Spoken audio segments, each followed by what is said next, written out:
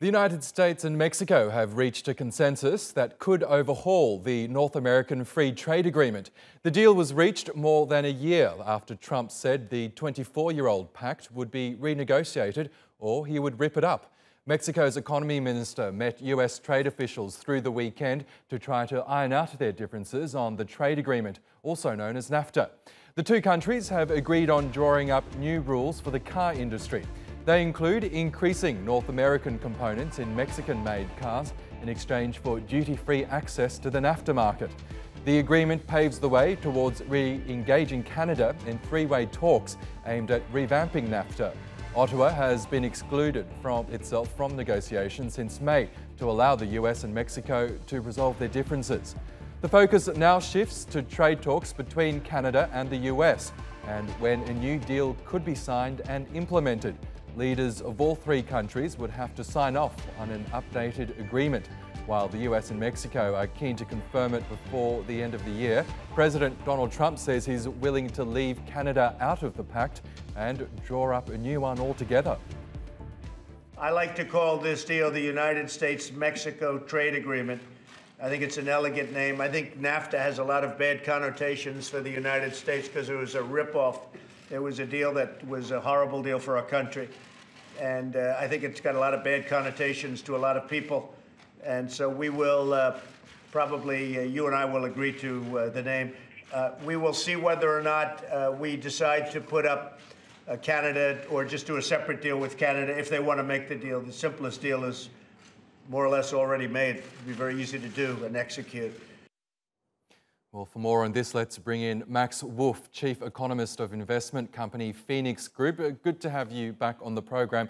So we heard there Donald Trump saying that he's reached a separate trade deal with Mexico, which he says can effectively mean he can just rip up the Nafta agreement. I'm wondering, is it as simple as that, seeing as though these three countries, Mexico, Canada and the US, all had to sign and ratify the agreement, pass it through their individual legislatures some 24 years ago.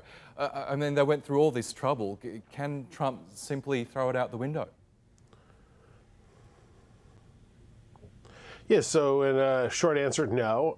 But President Trump does sort of tend to legislate or govern in this way with big pronouncements, and he's very conscious of and adept at kind of dominating the news cycle more than perhaps he is particularly skillful or knowledgeable about articulating successfully passed pieces of legislation. So actually, even just to leave NAFTA, you need an act of Congress.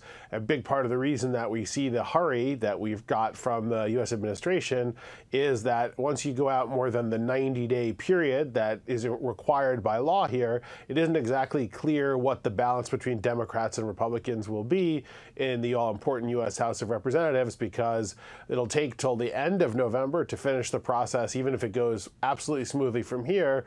But in the beginning of November, we have elected, although not yet with their seats, potentially a new balance in the U.S. House of Representatives, which could complicate matters. As we know, Canada has been on the sidelines of the talks in recent months as the US and Mexico focused on their differences. I'm wondering, where does Canada fit in all this? Will they restart negotiations now that they've reached a deal with Mexico?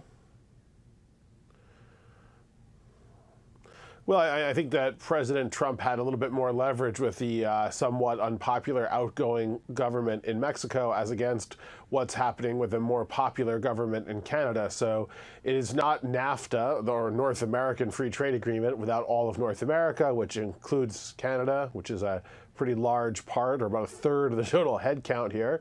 It's also true that all the details are not finished, so even the deal that was announced today is basically an initial agreement toward a deal. So we still have to see most of the details. We don't actually have a deal. The president doesn't have uniform or sole ability to leave the old trade agreement or start the new trade agreement, and one of the three countries is missing. So it's probably a great sign of progress along the road, but the rest of it is great showmanship as opposed to great diplomacy. And talks with Mexico focused largely on the auto industry between the two countries. I'm wondering what issues are likely to be the focus of negotiations between Canada and the US? Well, we're going to see agriculture issues. We're going to see free passage of people issues. We're going to see investment access issues in all three of the countries. The auto industry is the emblematic, mostly wrong perception that the Americans, many of whom in swing states put Donald Trump over the electoral top, believe, right? So the belief there is that jobs were lost to Mexico as opposed to automation, that those jobs could possibly come back or will come back. Wrong. The technology has shifted and that somehow we were cheated. All those things turned out to be wrong. So the problem is that there's no solution to the actual problem that will meet the needs, very reasonable needs, of some out of work and underemployed folks in swing states, because the analysis that they wanted to believe and did believe has almost nothing to do with the underlying reality. So I think we have a very political moment here. It's certainly a step forward. All trade agreements that avoid undue stress are good, but we have a long way to go before we're home on this one. Okay, interesting as always to get your thoughts. Max Wolff, thank you.